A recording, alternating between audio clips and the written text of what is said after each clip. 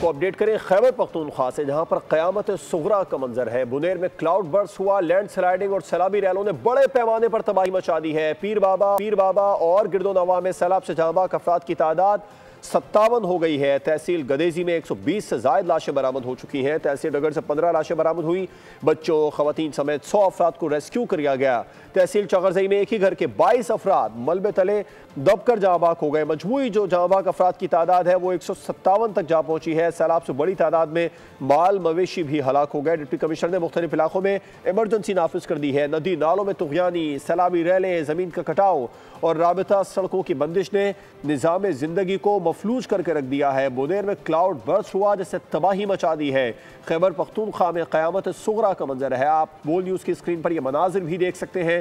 پیر بابا، گرد و نواح میں سیلاب سے جاں بحق افراد کی تعداد 157 ہو چکی ہے۔ تحصیل گدیزی میں 120 سے زائد لاشیں برآمد ہو چکی ہیں اور مجموعی طور پر جاں بحق افراد کی تعداد 157 ہو گئی ہے۔ تحصیل ڈگر سے 15 لاشیں برآمد ہوئی ہیں۔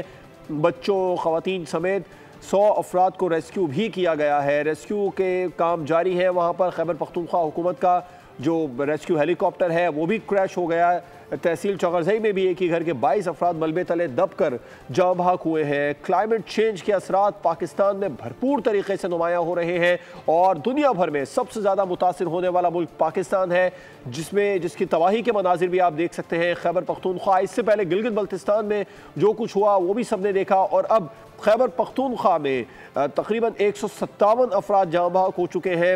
کلاؤڈ برس ہوا بنیر میں، جس کے بعد وہاں پر لینڈ سلائیڈنگ، پھر سیلابی ریلیں بڑے پیمانے پر تباہی مچا دی ہے۔ تحصیل گدیزی میں 120 سے زائد لاشیں برآمد ہو چکی ہیں۔ مختلف جو اضلاع ہیں وہاں سے بھی صورتحال بنیر اور اس کے گرد و نواح سے کچھ اچھی نہیں آ رہی ہے۔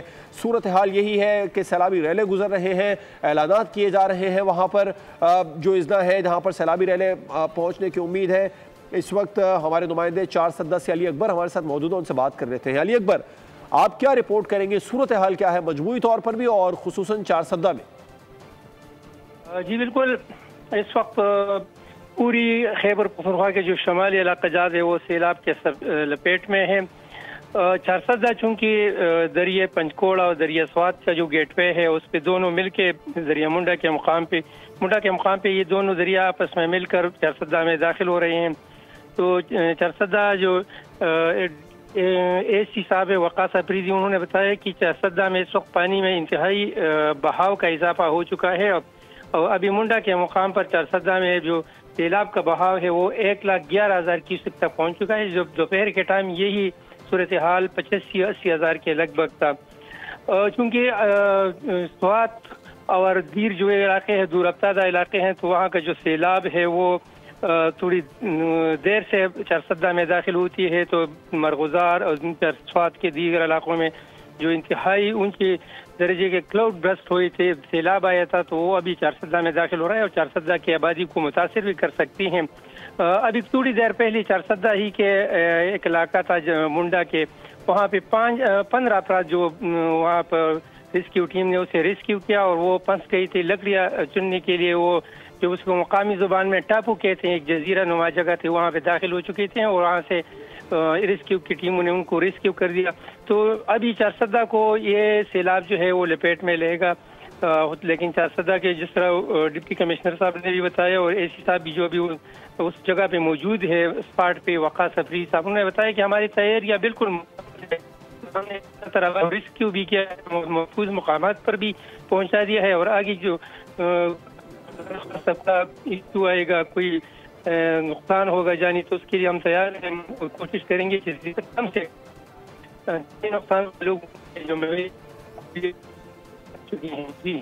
تو یہاں پر ابھی آپ نے بتایا کہ ابھی سیلابی ریلیں نے آنا ہے، آپ نے بتایا کہ حکومت نے پیشگی اقدامات بھی کر دیے ہیں۔ کتنے افراد ہیں جن کو محفوظ مقامات پر پہنچا دیا گیا ہے، اور کتنے ابھی یہاں پر چار سدہ اور گرد و نواح میں باقی ہیں جو سیلابی ریلے کی زد میں جن کے گھر ہیں، یا جو سیلابی ریلے کا جو بہاؤ ہوگا جس طرف آئے گا، وہاں پر کتنے افراد ابھی بھی ایسے ہیں جنہیں ریسکیو کرنا باقی ہے؟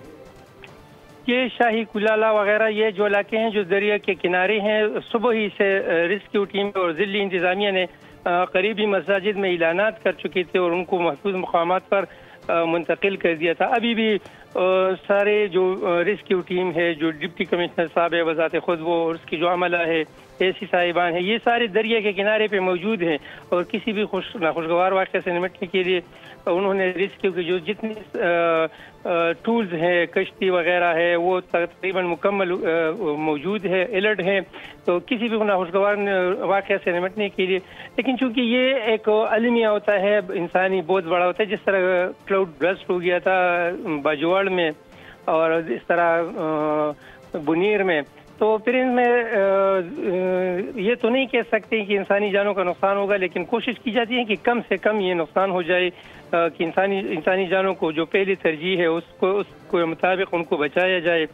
तो दिल्ली इंतज़ामिया चारसदा भी इसी सूरत हाल से बिल्कुल निपटने के लिए अलर्ट है। देखते हैं कि ये सैलाबी रेला अल्लाह खैर से गुजार दे।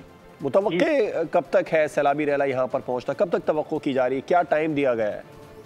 सैलाबी रेला चारसदा में मुंडा हेडवर्क्स पे जिस तरह एसी साहब से मेरी बात हुई, उन्होंने बताया कि दाखिल हो चुका है। एकदम पानी जो 80,000 क्यूसेक से 1,11,000 पे उससे बढ़ रही है, पहुंच चुकी है। ये मैंने आपको बताया कि जो शुमाली इलाका जात हैं ये तो बहुत ज़्यादा वो महुडन, दूर गबराल वगैरह वहाँ से ये पानी निकल के आ रहा होता है। जिस तरह दरिया पंचकोड़ा में भी बहुत दूर से वहाँ लवारी टाप वगैरह से ये पानी आता है, तो इसमें बहुत ज़्यादा टाइम लगता है। तो ये जो सुबह से रवाना होने वाली पानी था अभी चारसदा में वो दाखिल हो चुका है और तकरीबन 1,11,000 क्यूसेक से पानी का बहाव ज़्यादा हो चुका है। इंतज़ामिया और एसी इरीगेशन साहब का भी कहना था कि ये पानी का जो ये बहाव है इसमें इजाफा भी मुमकिन है। राइट, तो चारसदा से आगे जब रेला है वो कहाँ कौन कौन से इलाके हैं तो मुतासिर हो सकते हैं, ज़रा उसके बारे में भी बता दीजिए। और वहाँ पर भी क्या इक़दाम ज़िला इंतज़ामिया की जानिब से कर लिए गए? चारसदा से जो आगे ये रेला जाएगा तो ये मोटरवे को क्रॉस करके नौशहरा में दाखिल होगा। नौशहरा सिटी के करीब से ये रेला दरिया काबुल में फिर मिल जाता है।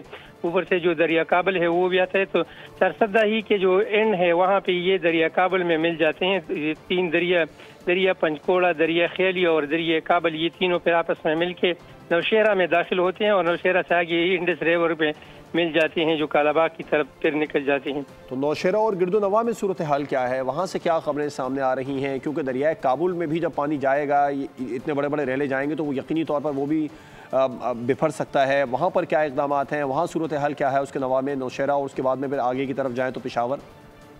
देखिए, साबिक़ा तजुर्बात को जो ये सैलाब जो 2010 में भी ये तजुर्बा हो चुका था और 2022 में भी ये सैलाब आया था, तो उसके बाद जो हमारी ज़िली इंतज़ामिया है, चाहे वो चारसदा है और नौशहरा है, वो सारे अलर्ट हो चुके हैं। वो बड़ी एहतियात से तकरीबन आज भी सारा दिन इंतज़ामिया ने, नौशहरा इंतज़ामिया ने भी और उनके आपस में कोऑर्डिनेशन भी बड़ी स्ट्रांग थी और उन्होंने सारा दिन दरिया के किनारे गुजार दिए ताकि कोई बड़ा अलमिया न हो जाए। अभी जो सबसे ज़्यादा ख़तरा होता है वो उन इलाकों में होता है जहाँ से ये बहाव जो है वो स्पीड से गुजरता है, लाइक सवात है, दीर है, इन इलाकों में ये क्लाउड ब्लस्ट होता है और ये फिर किसी को संभलने का मौका ही नहीं देता। इधर जब चारसदा में दाखिल होते हैं तो इनकी एक स्ट्रांग कोऑर्डिनेशन है नौशहरा के साथ, सवात के साथ और दीर के साथ। तो जब रेला जहाँ भी क्रॉस करता है एक दूसरे को मतला करते हैं और इस तरह जो रेस्क्यू इंतजामिया है वो भी अलर्ट ही रहता है। आपने बताया कि सैलाबी रेला मौका नहीं देता, जहाँ से गुजरता है वहाँ तबाही मचाता है, लेकिन अगर पेशगी इक़दाम कर लिए हैं जैसे कि आप बता रहे हैं जो ज़िला इंतज़ामिया ने कर लिए हैं, तो जानी नुकसान से तो बचा जा सकता है उससे? जी बिल्कुल, जानी नुकसान से तो बहुत हद तक मुमकिन है, लेकिन मैंने जो बात की कि जो यहाँ ब्रस्ट होता है यानी पहाड़ी इलाकों में, फिर ये मैदानी इलाकों में चारसदा का जो दरिया मुंडा का मुकाम है, वहाँ पे जो गेटवे है वहाँ पे ये सैलाब दाखिल होते हैं, तो वहाँ से एक मैदानी इलाका शुरू होता है। तो फिर भी इंसानी जो जान है उनको बचाने के लिए बड़ी सब्सक्राइब करें और बेल दबाएं ताकि कोई खबर रह न जाए।